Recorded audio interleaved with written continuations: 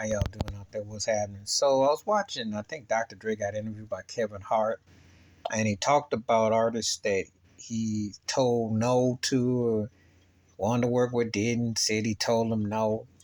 And two of them that he mentioned, because I know they were influential on him, cracked me up.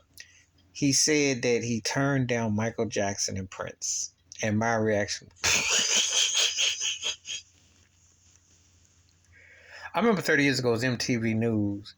And Dr. Dre said Michael Jackson wanted to work with him, and he said, no, he only works with unknowns and all this and all that. I cracked up. Um, where do I start? I don't believe him because the bottom line is these hip hop producers, a lot of them, not saying they don't have some type of talent, understanding music, and Dre's been in the business 40 plus years if you go by world class wrecking crew. However, he ain't on that level. None of them really are because they're not. I remember Quincy Jones was talking about Kanye West, and he was talking about a scale and arrangement. You cannot compare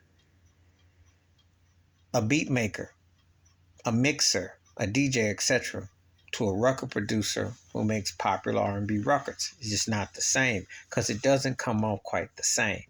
You can produce a record, but you're not going to get classic songs because they're not in the same vein.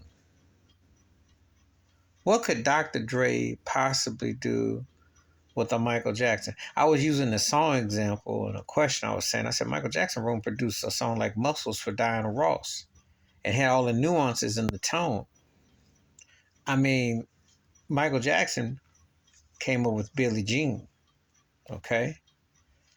He understood groove, harmony, tone, instrumentation. Dr. Dre came off of sampling and looping. It's a big difference. You know, you're not going to possibly go into a studio and teach somebody who knows what they're doing that thing. You can add something if they choose to listen to you, but you can tell that beat-driven people just aren't in the same league. Just like what would Dr. Dre do with someone like Prince, especially if you use the 1999 era with the synthesizers and the Moogs and the programming the beats, not to mention instrumentation. How can you compare? What are you going to do? Yeah, Prince was inspired by Chronic Freeze, like he did that on the Most Beautiful Girl remixes and, you know, the Chronic Freezes and all that. And he had a couple of nods towards that. However, what could they really do? What could they really do? So I'm not buying it. And it sounds good for his legacy. It's like a lot of people like to imagine that. But let me tell you something. If you were around in that time period, Drake couldn't have done nothing with no Michael Jackson, no Prince. Even when they were past their primes and their peaks, what could he have done? Because he was not able to really do a lot in R&B. Before you say Miss Chalet, which was good, and she was a precursor to Mary J. Blige, but it wasn't like you're going to sit there and think, oh, wow, what a distinctive song. Because really, what could he do? I don't think much. I don't think no hip-hop producer, really. Because I heard what Michael Jackson did post Quincy Jones with the producers. And there's only a few in the R&B world, you know, that could kind of balance that to give him something. But you could tell that there was a drop with certain types of talent because there's very few that can. You just got to have a certain type of ear set to understand that kind of talent. And there ain't many of them that are on that level, you know. It just really ain't. Even with Prince's situation, though, I stopped really caring about his records after 87, maybe a nod to 88.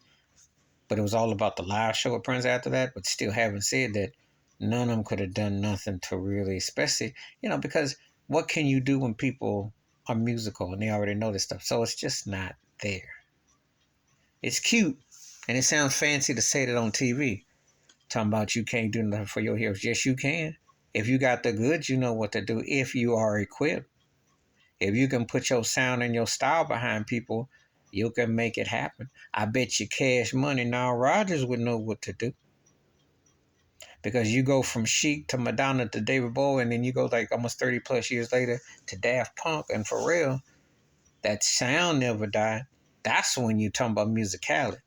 And people don't want to hear the truth. These hip hop producers ain't in the same caliber of the people that you listen to and grew up with, the producers. Ain't nobody gonna ever mistake Dr. Dre for no Maurice White, Charles Stephanie, Tom Bell. Okay? Just telling it like it is.